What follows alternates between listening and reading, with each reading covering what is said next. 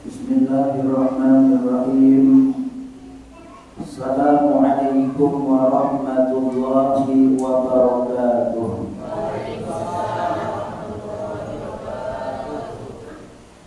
Alhamdulillah. Alhamdulillahirabbil alamin. Wassalatu wassalamu ala sayyidina Muhammadin wa ala alihi wa sahbihi ajma'in. Subhanaka la ilma lana illa ma 'allamtana innaka antal alimul hakim. La haula wa la quwwata illa billahil aliyyil azim. Rabbi shrah li sadri wa yassir li amri wahlul 'uqdatam min lisani yafqahu qawli, amma ba'd. Bapak-bapak serta ibu-ibu dan juga adik-adik hadirin wal hadirat jamaah majelis taklim, jamaah salat maghrib Langgar At-Taufiq yang dimuliakan oleh Allah Subhanahu wa taala. Mudah-mudahan kita semua yang hadir di dalam majelis ini adalah orang-orang yang akan dimuliakan oleh Allah, mulia di dunia dan terlebih-lebih lagi semoga Allah memuliakan kita nantinya di negeri akhirat. Dan mudah-mudahan kita yang saat ini berkumpul di dalam majelis ini adalah orang-orang yang telah akan dikumpulkan oleh Allah Subhanahu wa taala nantinya di dalam surga. Mudah-mudahan Allah Subhanahu wa taala permudah jalan kita untuk menuju ke surganya Allah Subhanahu wa taala. Apalagi dengan hadirnya kita di dalam majelis, man salaka tariqan yaltamisu bihi ilman sahalallahu lahu tariqan ilal jannah. Kata Nabi, siapa orang yang menempuh jalan yang mana jalan tersebut ditempuhnya untuk menuntut ilmu, yaitu ilmu agama, maka kata baginda Rasulullah, pasti orang tersebut Allah mudahkan jalannya menuju kepada surga. Jadi insyaallah kita yang terbuka hati, ringan langkah kaki, mau hadir ke dalam majelis-majelis ilmu seperti ini, insyaallah adalah orang-orang yang akan dimudahkan oleh Allah menuju kepada surganya. Dan insyaallah orang-orang yang hadir di dalam majelis ilmu adalah orang-orang yang akan dipahamkan oleh Allah Ta'ala tentang agama. Di dalam kitab Tasawwuful Kitab itu dikatakan, idza aradallahu bi'abdin khairan, apabila menghendaki oleh Allah bi'abdin dengan seorang hamba khairan akan kebaikan, faqahahu bid-din, maka Allah akan pahamkan orang tersebut dengan agama. Selaras dengan hadis baginda Rasulullah, man yuridillahu bi khairan yufaqihu bid-din, kata Nabi, siapa orang yang hendak menjadikan Allah menjadi baik, maka Allah akan pahamkan dia dengan agama. Maka insyaallah orang-orang yang terbuka hatinya mau menuntut ilmu, orang-orang yang dimudahkan oleh Allah hadir ke majelis-majelis ilmu, mau menuntut ilmu agama, mau mendengarkan nasihat ataupun tausiah agama, mau belajar buku-buku agama, itu semua adalah orang yang hendak dijadikan Allah menjadi baik. Allah ingin dia paham dengan agama, karena kata Imam Syafi'i, tidak ada kebaikan bagi orang yang tidak ada agama baginya, bagi orang yang tidak ada ilmu agama baginya. Jadi kalau kita tidak bisa ilmu agama, maka ada kebaikan bagi kita. Maka untuk itulah mari kita terus belajar dan terus menuntut ilmu agama, karena ini adalah bekal kita, salah satu modal kita dalam beribadah, salah satu modal kita untuk menghadap Allah. Jadi orang yang akan dijadikan Allah baik adalah orang yang akan dipahamkan oleh Allah dengan agama. Mafhum mukhalafahnya, pemahaman sebaliknya, bagi orang yang Allah jauhkan dia daripada ilmu agama, ada mau menuntut ilmu agama kesempatan ada, waktu luas, badan pun sehat dan kuat, rumah parah. Tapi kalau Allah tidak menghendaki kebaikan baginya, maka Allah akan buka hatinya untuk mau menuntut ilmu agama. Ada aja udur, ada aja halangan, ada aja alasan. Dibawai menuntut ilmu agama sakit paru, dibawai ke majelis taklim lapar, dibawai hadir menuntut ilmu kepada tuan guru kalian, macam-macam alasan. Jadi kita dibawa itu kalau seandainya kita kena alih benar beribadah, mulir benar melaksanakan taat lawan Allah. Coba perkirakan kira-kira hati kita itu apakah banyak dosa kita sehingga hati kita gelap. Karena yang Nabi apabila seorang hamba itu melakukan dosa, maka setiap dosa yang dilakukan itu akan menjadikan hatinya menjadi hitam. Jadi sekali yang berbuat dosa, Allah titikkan di hatinya model hitam. Kalau dia bertobat bertaubat, kalau dia bertaubat, Allah hapus dari tersebut. Tetapi kalau dia tidak mau bertaubat, semakin banyak dosa yang dilakukannya akan semakin menghitam hatinya dengan dosa tersebut. Akhirnya apa? Ia nampulin beribadah, sembahyang malas, menuntut ilmu kada mau.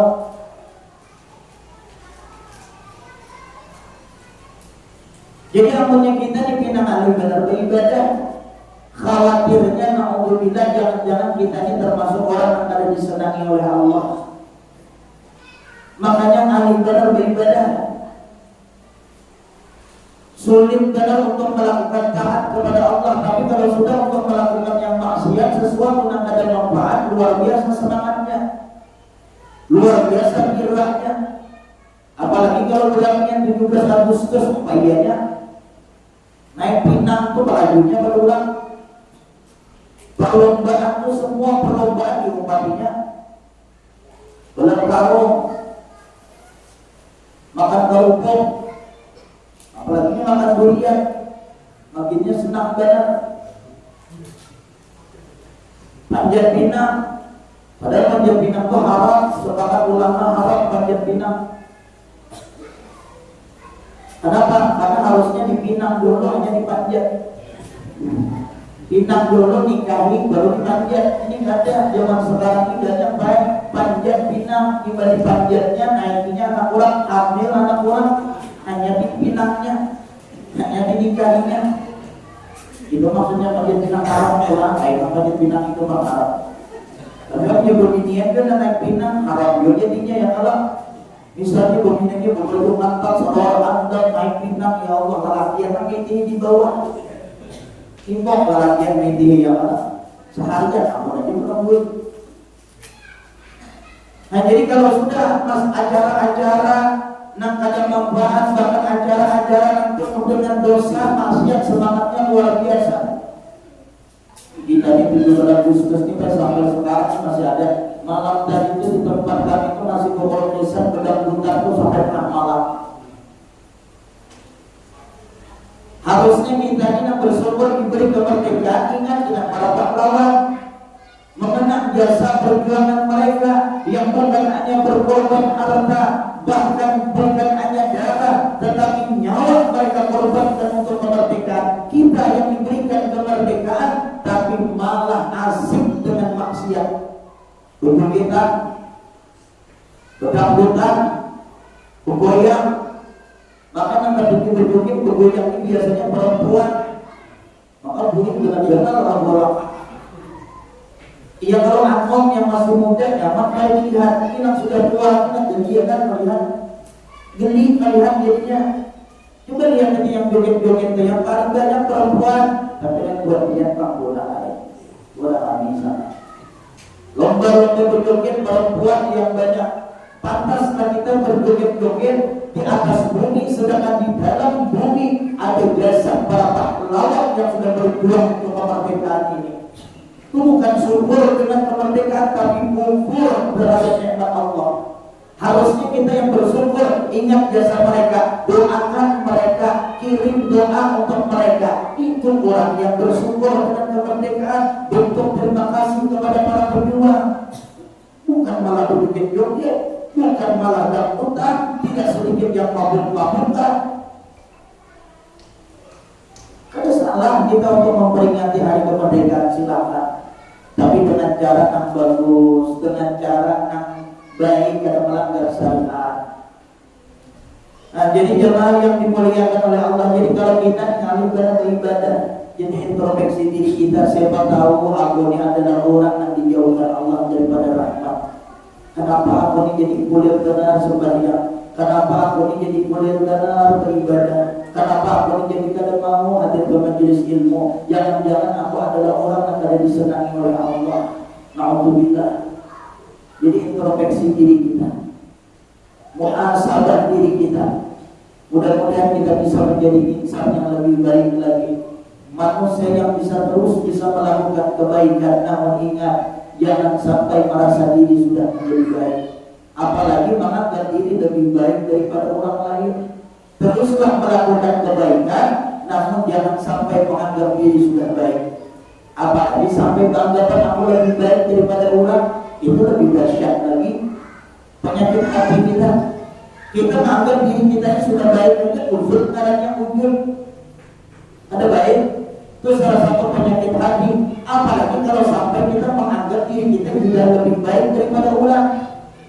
Mentang-mentang suara kita bagus, mentang-mentang kita punya ilmu, mentang-mentang kita bisa ceramah, mentang-mentang khutbah kita bagus, lalu kita menganggap orang lain lebih rendah, lebih hina daripada kita.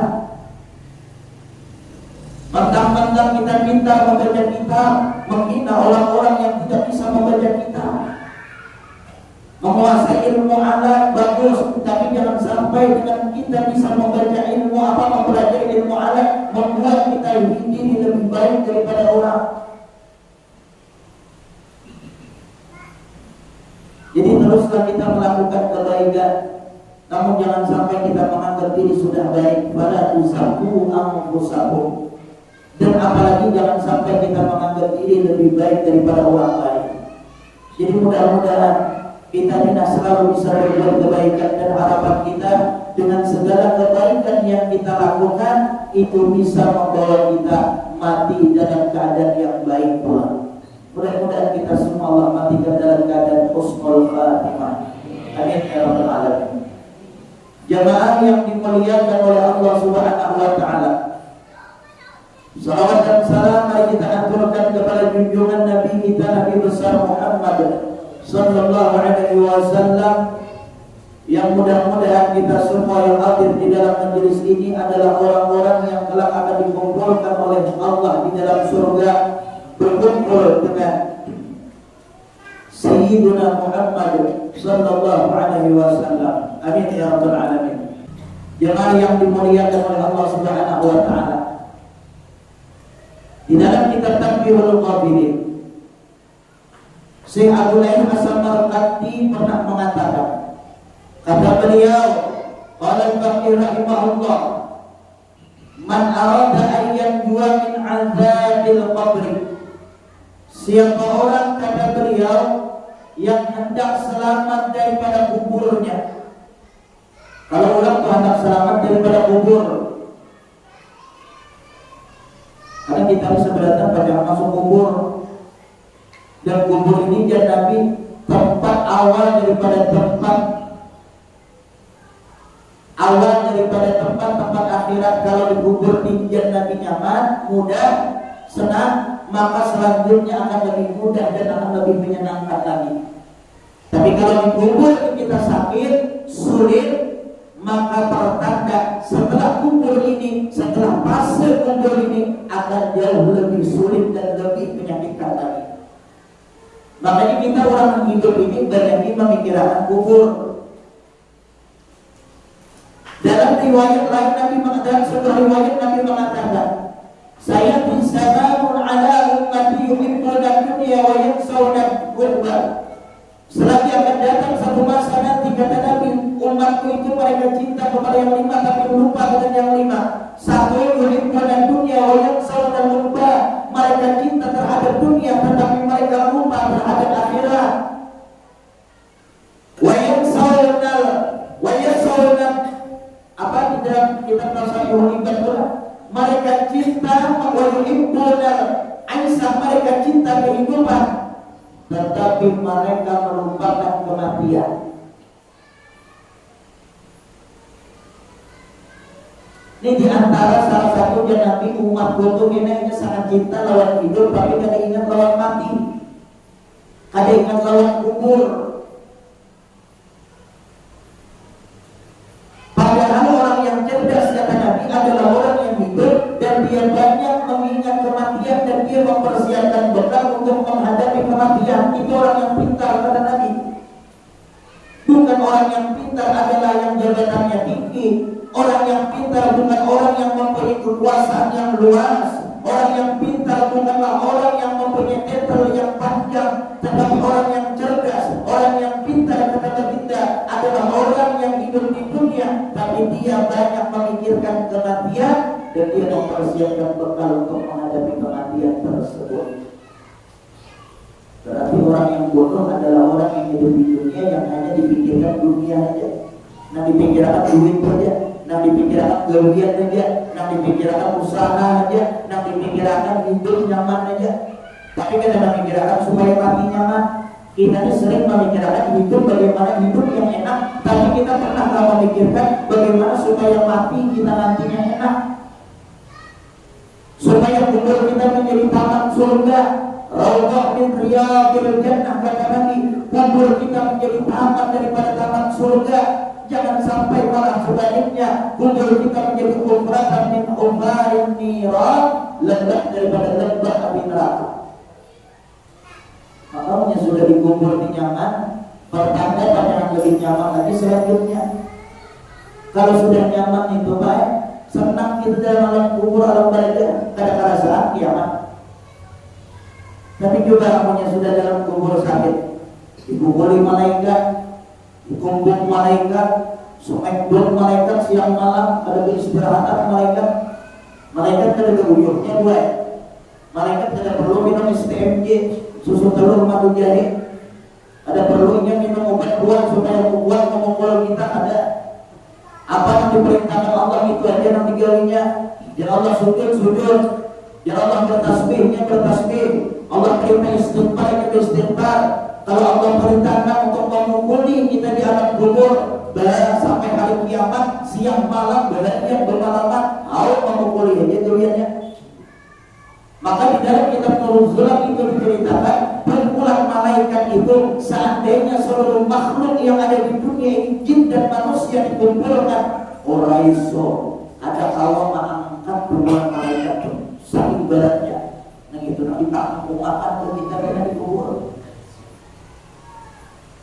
Kadang sakit, makanya sudah sakit dan kubur ini sampai hari kiamat.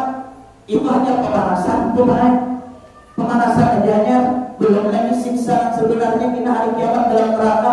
Kubur pemanasan aja, jadi kita tuh sepi, masih tidak ada apa-apanya. Itu pun dasarnya luar biasa sudah. Jadi kan kita pikirkan kayak itu supaya kita ini kubur selamat, supaya jangan sampai sambil menanti datangnya hari kiamat kita tersiksa dalam kubur. Makanya di sini Abu Lais Asam Marqandi beliau mengatakan, ujar beliau, man arada ayam jua min azabil qabri, siapa orang yang hendak selamat daripada siksa kubur. Karena kita bisa berada masuk kubur. Lagi rumah para kuburan yang pulang jauh, malaikat sini aja, ini para yang punya di sini aja, hati-hati. Siapa tahu perang itu nanti dulu ya, atau siapa tahu ibu-ibu nanti belakang bersandar di dinding itu nanti dulu, atau nanti luar bisa juga dulu ya, kalau siapa tahu kan, atau mungkin mulut nak duduk bisa juga. Jadi intinya kita ini semua pasti akan meninggal dunia, akan mati. Cuma yang kita pikirkan ini kubur kita. Makanya Sayyidina Abu Bakar kalau diceritakan masalah kubur, Sayyidin menangis. Kalau masalah neraka, masalah hari kiamat, beliau tidak terlalu sedih. Tetapi kalau sudah diceritakan kubur, ini namanya beliau berlinang dengan air mata, tak tahan. Bayangkan setelah selebar sahabat saja tak tahan, kita pada gairah. Makanya kita pikirkan, ya Allah, ya Allah selamat supaya di kubur kita nyaman, supaya di kubur kita selamat. Makanya ujar saya boleh saya samarkan, apabila orang hendak selamat daripada kubur, daripada siksa kubur, wa alaihi ayyulazima arba'ata asya'a, maka hendaklah orang tersebut, kata beliau, melazimkan 4 perkara. 4 perkara yang harus kita lazimkan, yang harus kita kekalkan, yang harus kita jaga baik-baik. 4 perkara ini supaya apa? Selamat kita nantinya di alam kubur. Yang pertama kata beliau, wayat dari arba'ata asya, dan hendaklah kita menjauhi 4 perkara. Jadi lazimkan 4, jauhi yang 4. Yang pertama, fa'ama arba'atul lati yulazimuha, adapun 4 yang harus kita lazimkan. Fa'afazatus salawati, yang pertama kata beliau, hendaklah kita selaku orang yang beriman melazimkan dengan memelihara salat. Jaga salat kita, terutama salat yang 5 waktu. Jangan hanya sibuk usaha, sibuk bekerja, sibuk mencari nafkah, mencari uang, mencari kekayaan, tapi kita tinggalkan salat. Tidak sedikit di zaman sekarang orang-orang yang lapar begawi mencari duit, tapi kadang ingat beribadah.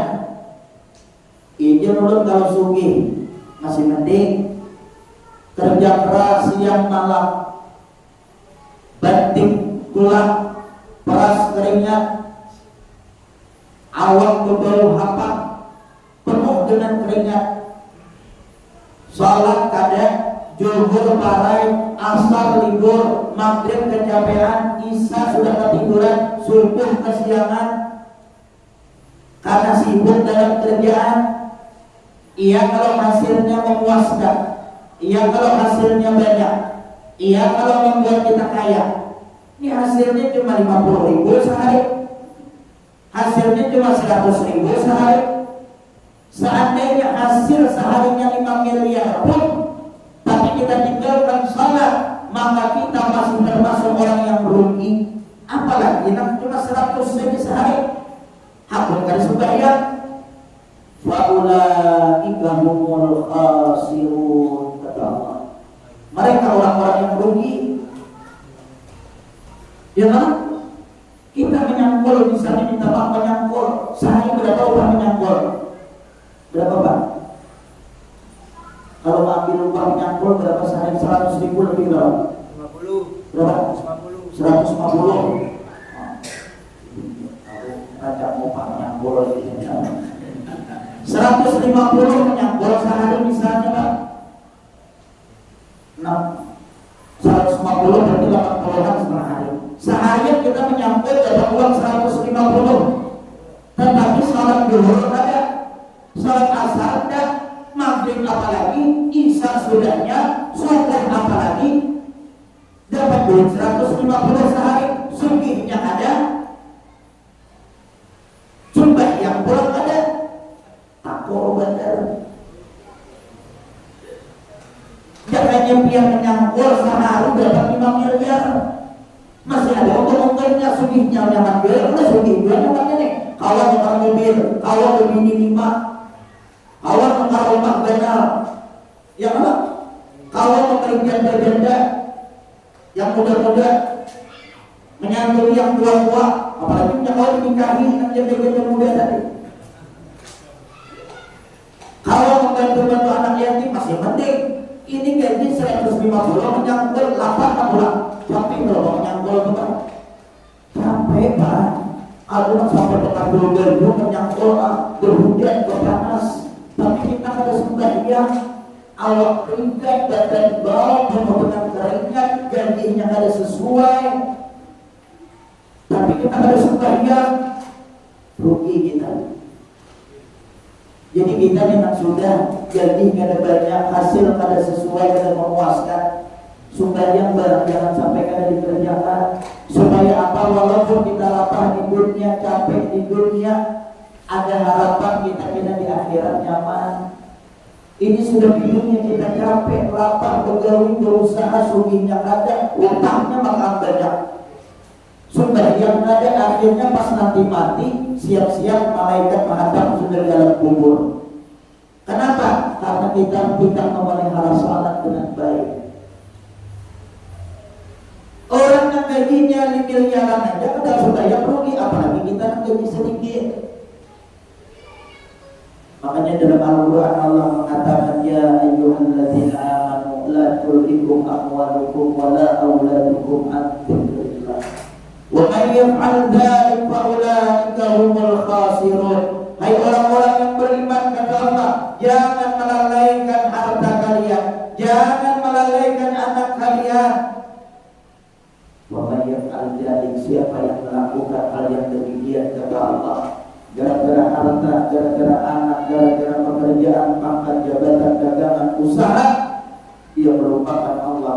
Dalam kitab Kabair itu dikatakan waqalal mufasirun, berkata ahli tafsir, yang dimaksud mengingat Allah di sini adalah salat 5 waktu. Siapa, kata Allah, yang meninggalkan salat 5 waktu hanya karena dunia, pekerjaan, usaha, keluarga, anak, istri, suami, dia lupakan Allah, tinggalkan salat 5 waktu, maka Allah sudah mengancam mereka adalah orang-orang yang rugi, kata Allah. Jadi jangan sampai kita ini mendapat kerugian dunia dan akhirat. Nah, kita harap kita ini beruntung dunia akhirat. Dunia kita banyak duit, usaha maju, alam keluarga sakinah mawaddah warahmah, ibadah kita rajin, sambil bekerja sambil beribadah, maka insya Allah dunia kita nyaman, akhirat kita nyaman. Itu yang kita harap. Maka sering kita berdoa, Rabbana atina fid dunya hasanah wa fil akhirati hasanah wa qina azabannar. Dunia kita nyaman, akhirat kita juga nyaman. Itu yang kita harapkan. Ya setidaknya kalau seandainya dunia kita ada nyaman, akhirat berat kita ada harapan nyaman. Jangan sampai di dunia kita sudah capek, lapar, ada nyaman, masa harus di alam kubur dari akhirat kita ada nyaman pula. Rugi dong. Nah, jadi yang penting kita berusaha, ulun pribadi berjuang dan Allah menjamin diri kita ini akan selamat kita di akhirat di alam kubur. Karena Allah menjamin. Cuma yang penting kita hidup berusaha. Sebagai manusia tugas kita beribadah. Masalah di kubur di akhirat kita nyaman, kada nyaman itu urusan Allah. Nah, penting kita berusaha. Setelah kita berusaha, bermunajat memohon kepada Allah dalam usaha kita, maka itu semua adalah hak kekuasaan Allah. Yang penting kita sudah berusaha. Ibadat kita kalau ada dapat iwak, bukan mau dapat ikan tuh, yang penting sudah pasang undur, yang penting sudah pasang tempirai, yang penting sudah pasang alat untuk menjalan ikan. Masalah dapat tidak dapat itu urusan Allah. Ini kayak apa? Dapat iwak, masang pancing aja ada, memasang lukah tempirai atau jalan ikan aja ada, menembel lontang aja ada, kayak apa dapat ikan? Mustahil. Jadi yang penting kita mengundur, mancing. Masalah dapat tidak dapat itu serahkan kepada Allah. Sama halnya kita sebagai seorang hamba, tugas kita adalah beribadah. Yang penting kita beribadah. Masalah nanti surga dan neraka, nikmat ataupun siksa di dalam kubur, serahkan kepada Allah. Tapi yakinlah Allah tidak akan menyia-nyiakan ketaatan seorang hamba-Nya. Jadi yakin aja kita. Yang penting kita mau beribadah.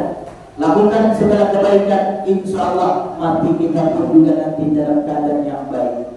Nah, jadi kata beliau, kalau kita yang hendak selamat di dalam kubur, hendaklah kita memelihara salat. Baik itu pekerjaannya, baik itu bacaannya, yang mana rukun-rukunnya perhatikan. Tapi ingatlah, di antara salat ini ada yang harus kita perhatikan juga, yaitu wudhu kita. Kenapa? Karena wudhu dan salat ini ada keterkaitan. Dan juga mandi juga ada keterkaitan, mandi wajib. Kalau misalnya wudhu kita benar, salat kita benar, tetapi mandi wajib kita kada benar, tidak sah. Atau misalnya mandi wajib kita benar, salat kita benar, tapi wudunya kada mundur, ora iso. Ada kawan dua. Atau misalnya salat wudu kita benar, mandi kita sudah benar, tapi salat kita kada benar, ora iso. Apalagi kan kejadian kada mundur, mandinya kada beres, wudunya kada benar, salatnya sembarangan pula. Makanya kebanyakan amal orang tersebut tidak diterima karena tanpa didasari dengan ilmu. Makanya di dalam kitab Syarah-Siddiq Bukair bin Iyad, seorang wali Allah Ta'ala, wali Allah Ta'ala ini diakui memang walinya, memang beliau artinya bekas penyamuk, bekas perampok, tapi menjadi wali Allah Ta'ala karena taubat. Tapi sekarang ada jodoh benar wali diangkat kuburannya, penyanyi dangdut di wali. Itu menurut bukan wali sih, bukan wali Allah, tapi wali dangdut mungkin oke. Tapi kalau wali Allah Ta'ala mungkin lain lah, kalau harus disebut namanya di Jawa. Itu jadi wali sedang diangkat mereka. Wallahu a'lam. Jadi kalau Bukair bin Iyad ini seorang wali, ada beliau pekerjaan yang wajib dikerjakan, maka menuntut ilmunya pun hukumnya wajib. Salat hukumnya wajib, maka kita wajib menuntut ilmunya. Gak bisa salat asal-asalan, cuma ikut-ikutan. Salat harus berwudu. Jadi wajib dalam salat itu kita harus suci daripada hadas besar dan hadas kecil. Maka harus tahu cara wudu yang benar, mandi yang benar. Ini kadang-kadang mohon maaf, terkadang kita tidak bisa membedakan yang mana yang wajib, yang mana yang sunnah. Padahal salat sah di dalam kita wudu, di dalam kita salat harus bisa membedakan yang wajib dan yang sunnah. Kira-kira Bu, yang wajib kita basuh di dalam salat kita ada berapa Bu? Berapa Bu? Pinten Bu? Pak? Apa kabar mau? Di 6. Ah ya Allah, lain-lain kan masalahnya. Ada yang 4, ada yang 5, ada yang 6. Yang dibasuh ada di 3. Atas dirinya lah. Tukang wudu kan ada 6. Ya mulai niat sambil membasuh muka, itu nanti kita bermacam Syafi'i ya lah. Kemudian lagi apa? Membasuh muka. Jadi hati-hati juga membasuh muka itu nanti yang pada skincare atau nah. Itu jangan langsung dulu. Kenapa? Harus dibuangi dulu skincare yang ada di muka ini. Skincare atau skincare? Krim pemutih itu nah. Atau dengan eli misalnya, atau apalagi berbau dingin berulang karang itu. Apalagi yang sekarang kalau jadi pengantin itu masuk orangnya, kalau itu bedaknya baik hampir 2 bulan kabarnya. Dilihatnya kayak artis India kajol, sekali ibadah bilang bedaknya haram kayak orang tak ajar. Itu bedak terus dihilangi terus sebelum berwudu lah, dicuci dulu pakai pakai sabun, terserah pakai rinso, pakai lipboy kan. Berwudu. Jadi 6 wajib karena sudah berbunyi lah. Kita salah paham pulang. 6 wajib dibasuh itu cuma 3 buat. Wajah, tangan, kaki, sikil, sikil. 3 itu aja yang wajib dibasuh. Kepala kan ini bukan dibasuh, tapi disapu. Kalau memang basuh, itu kayak ini sistemnya, yang ambil itu plus, itu mau basuh. Jadi kepala ini coba disapu. Biasanya kita nyapu ini coba. Nah, bagusnya kayak ini nanti disunahkan seluruh kepala. Bahkan bagi lelakian habis kayak ini ditarik ke muka. Nah itu yang bagus. Tapi bagi perempuan cukup ke belakang kayak ini. Sama tertutup tempat wudunya. Makanya perempuan usahakan wudu di rumah, jangan di luar tempat umum kayak itu. Kalau ada orang tercampur orang laki orang beginian, gunung beginian bibir gelisah. Kalau gunungnya apa gunung kata naik beginian, maka bersising celananya wah banget, aluran kita bapak. Maka bukti, ya Allah, gelisah gunung beginian bisa 5 kali ini bersulit ada konsep lagi. Berarti lantarnya kayak apa? Kata-kata kita duduk. Makanya perempuan itu sangat di rumah lah. Nah jadi kalau kepala ini wajib disapu, bukan dibasuh. Kalau dibasuh ini bukan kepala tuh dibasuh. Jadi disapu. Jadi kalau yang wajib dibasuh mata, tangan sampai siku, kemudian sapu kepala. Ini telinganya kan sunnah, ada wajib dulu lah. Nyapu telinga ini, telinganya pun disapu juga, bukan dibasuh. Bisa basuh ini kan? Bisa digoreng telinga. Ya, nah jadi disapu telinga ini sunnah lah. Bahkan di dalam Hidayatus Shalihin itu Imam Ghazali disunahkan juga sedikit menyapu leher. Habis menyapu telinga leher. Nah baru kaki dibasuh pulang kaki. Lalu tertib atau berurutan. Itu kalau rukun wudu harus bisa yang mana yang sunnah, yang mana yang wajib kita membedakan. Nah jadi itulah pentingnya dalam kita menuntut ilmu. Nah, kalau pribadi pun juga ibadah pun belum baik lagi. Masih banyak kesalahan dalam ibadah mulut pribadi.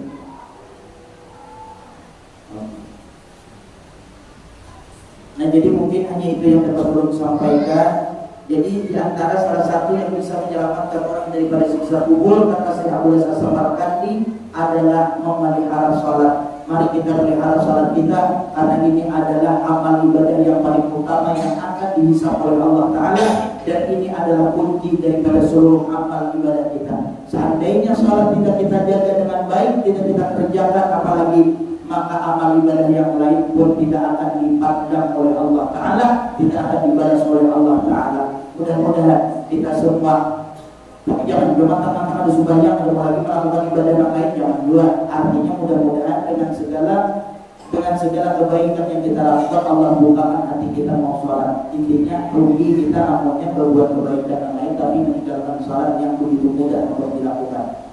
Mudah-mudahan mulut pribadi pun bisa untuk menjaga sholat dan memperbaiki sholat kita. Dan mudah-mudahan kita senantiasa dibimbing oleh Allah di jalan yang diridainya. Dan semoga Allah mematikan kita semua dalam keadaan husnul khatimah. Marilah kita bersama-sama mengirim Fatihah dan berdoa untuk almarhum Armin bin Iban, Muhammad Rabat bin Sangkon,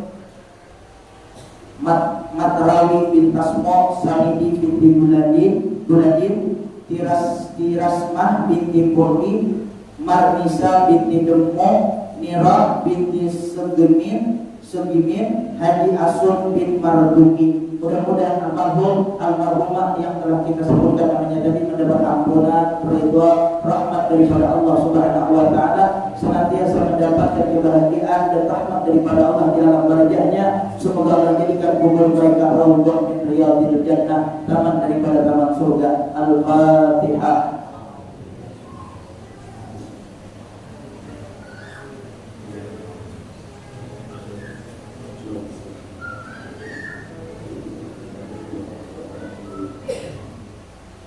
Bismillahirrahmanirrahim. Alhamdulillah rabbil alamin wassalatu wassalamu ala sayyidina Muhammad wa ala alihi wa sahbihi ajma'in. Allahumma ighfir lana dhunubana wa liwalidina wa liustadina wa limuallimina wa liman 'allamnahum wa li jami'il mu'minina wal mu'minat wal muslimina wal muslimat al ahya'i minhum wal amwat wa min al hadirin wal ghaibin ya rabbal alamin. ربنا اغفر لنا ولإخواننا الذين سبقونا بالإيمان ولا تجعل في قلوبنا غلا للذين آمنوا ربنا إنك رؤوف رحيم. أرسل اللهم الثواب ما قرأناه إلى أرواح أرحم بالإباد محمد ربنا بن سنتون, Matrawi bin Tasmo, Salidi binti Guladin, Tirasmah binti Purni, Marnisa binti Demo, Nira binti Segimin, Haji Asun bin Marduki. Waqtahid lahum ma basama bi arwahihim wa fa'man lahum fi maqamin ula wa tunahum ma'a salihin fi jannatika daril qarar. Allahumma sallimhum ya Allah min azabil qabr.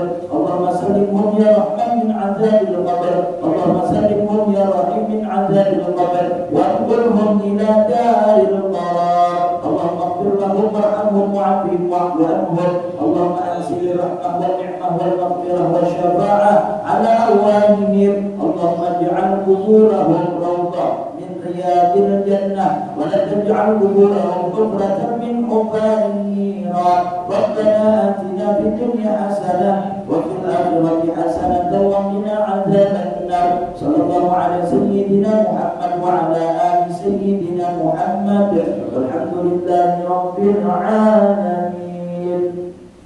تقبل الله منكم.